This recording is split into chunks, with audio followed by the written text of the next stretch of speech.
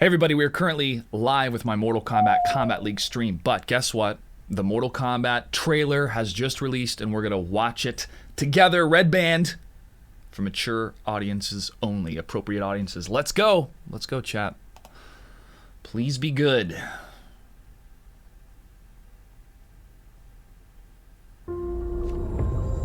First learned about this 7 years ago. On a mission in Brazil to capture a wanted fugitive.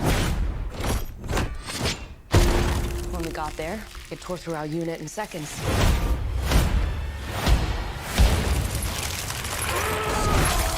The target had superhuman abilities.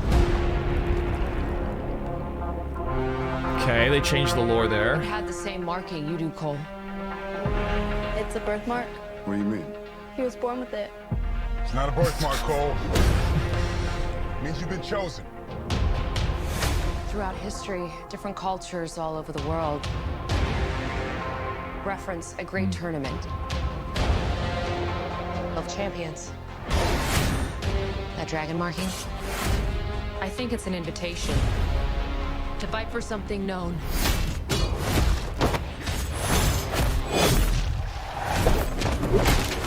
As Mortal Kombat. Yep, this is what I want. Martial arts, graphic martial arts. Great choreography so far. Champions. I'm Sonya. That's Kano. I'm Liu Kang. Name's Jax. Kung Lao. Lord Raiden. The fate of Earth is in our hands. No matter how many of my people you put in the ground, we will not fail. Kill them.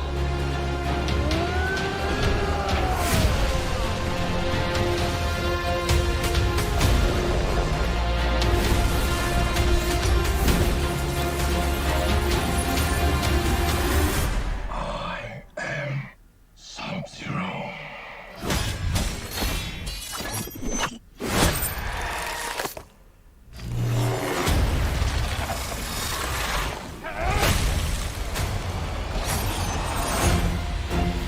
Get over here!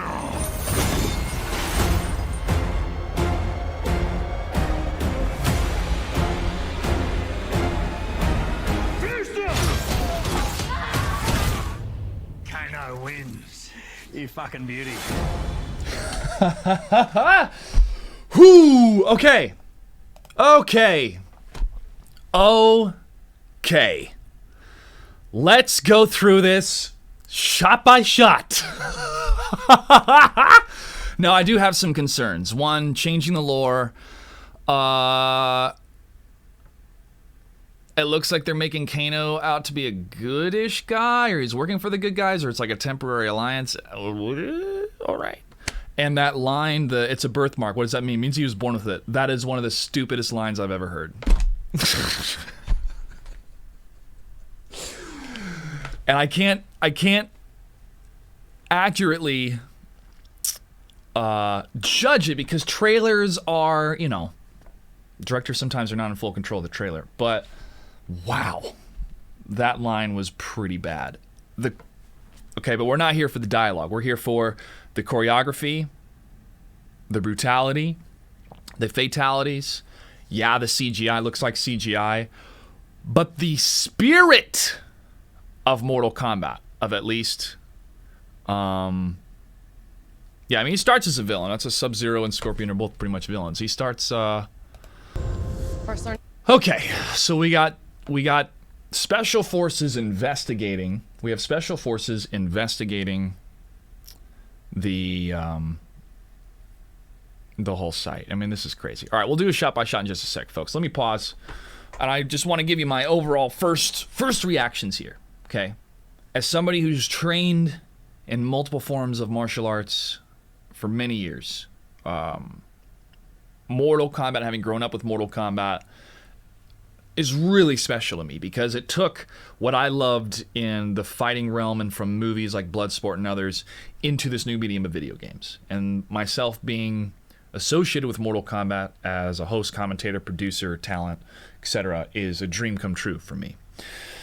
So there's a lot of anxiety and anticipation for a film like this because we all want it. We all want the filmmakers to get it right. And this is a new script writer. This is his first major script that he sold.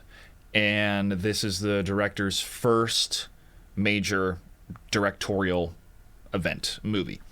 And the screenwriter said a couple of insulting things on Twitter. Do I forgive him? Yeah, but it gave me a lot of pause when he's just like, oh, this is going to be way better than what the video games can do. I'm like, bro, have you played the video games lately? I mean, the whole reason why films and video games have kind of a bad relationship because of bad films in the past, but just some video games don't translate well to the medium of film.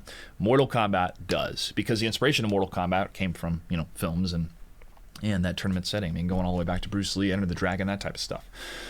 So, with that spirit of a martial arts film that brings the rated R brutality to stuff, I'm totally on board, and this is exactly what we want.